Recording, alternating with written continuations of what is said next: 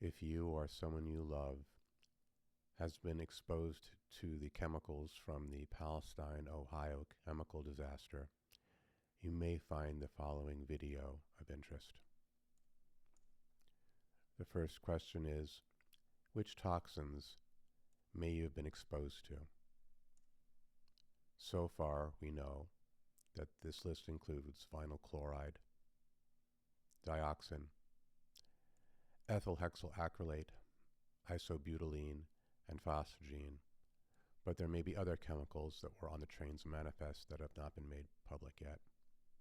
And there are also new chemicals created by the fire and chemicals interacting with other chemicals and the environment.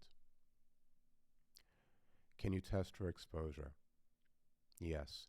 There are blood and urine tests for both exposure to certain chemicals as well as the body's response to them.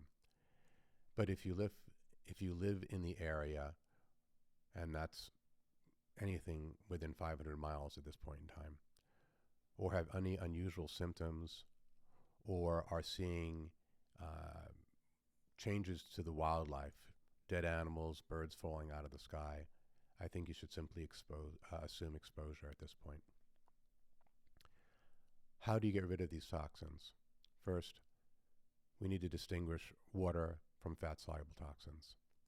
If a toxin is water-soluble, it does the damage it's going to do, and then it's urinated out, and your body will repair to the best of its ability. If a toxin is fat-soluble, that's when the toxin stays around for quite a bit longer. Fat-soluble toxins will find themselves getting stuck in the fat of the body. That's not just, say, abdominal fat and subcutaneous fat. That's also the membranes, the nerve tissue, and the brain. So what we need to do is turn fat-soluble toxins into water-soluble toxins so you can urinate them out. Many of the toxins that we just listed can be removed with glutathione. Glutathione is something the body naturally produces, but it's unlikely that someone will be able to produce enough in their body to deal with the sheer volume of toxins that they may be exposed to from this disaster. So how do you increase glutathione in the body? Typically, it's done by IV. You can't eat it. It's made out of protein, and the body will simply digest it into its base components, some of which will recombine to glutathione, but not with 100% efficiency. So eating is out. IV comes with logistic difficulties. Alternatives would be liposome, inhalation, suppository, or retention enema. You're also going to need some cofactors for the glutathione to do its work, specifically glutathione transferase and the cytochrome P450 family of enzymes. Both of those can be stimulated with coffee taken rectally, and no, drinking coffee won't do the job.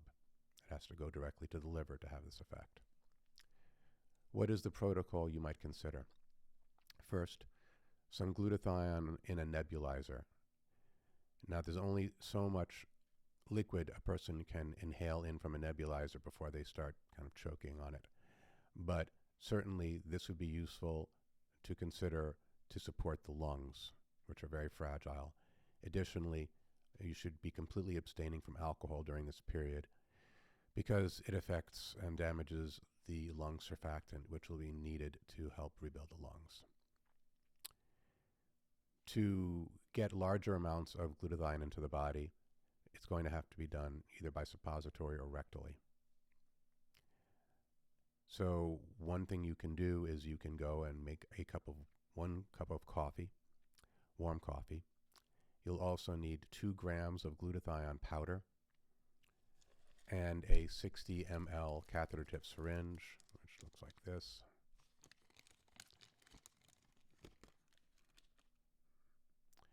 And what you'll do is defecate if possible first, then put some lubricant on the catheter tip of the syringe, Vaseline or olive oil. You're going to aspirate into the syringe the mixed coffee and glutathione. It's important that the coffee not be hot because a hot temperature will damage the glutathione. and you're going to mix it into the coffee, you're going to aspirate it to the syringe. You could consider putting that in rectally, and you will have to go a few times to get the whole cup in. Then lay on your back for 30 to 60 minutes. If possible, also take vitamin B5 and some MSM. Now, if you take this and feel worse, then you're detoxifying too fast. Wait a day, go back, and try it at 1/4 the dose. If that's too much, go down even further. You're looking for the largest amount you can take with symptoms you can handle. And then work your way up until you get to the full dose, which you can do 2 to 3 times a day. It's also important to be binding to any toxins that are made water soluble and find their way into the gut. So 1 teaspoon of charcoal and 1 teaspoon of psyllium fiber in 2 glasses of water should be taken at least once a day. If it gets you constipated, then just take less charcoal. If you have any questions, feel free to reach me through my website. God bless.